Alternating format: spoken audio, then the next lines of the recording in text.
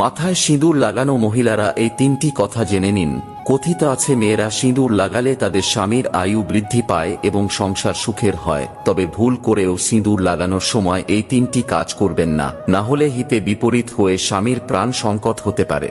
Number 1, সিঁদুর লাগানোর সময় খেয়াল রাখবেন সেটা যেন কপালের মাঝখানে অবস্থান করে, কারণ এমনটা করলে স্বামীর আয়ু দীর্ঘ হয় এবং বৈবাহিক জীবন সুখের হয়। নাম্বার 2, বিবাহিত মহিলাদের এই বিষয়ে বিশেষ যত্ন নেওয়া উচিত যে সিঁদুর লাগানোর সময় কখনো দাঁড়ানো অবস্থায় এটি লাগাবেন না, বরং আরাম করে বসেই সিঁদুর লাগানো উচিত। এছাড়াও সিঁদুর লাগানোর সময় আপনাকে অবশ্যই একটি টিপ পড়তে হবে।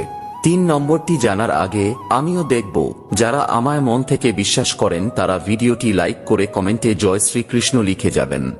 নাম্বার 3, বিবাহিত নারীদের সব সময় এটি খেয়াল রাখা উচিত যে তাদের সিঁদুরের বাক্স যেন কোনো জায়গা থেকে ভাঙা না থাকে।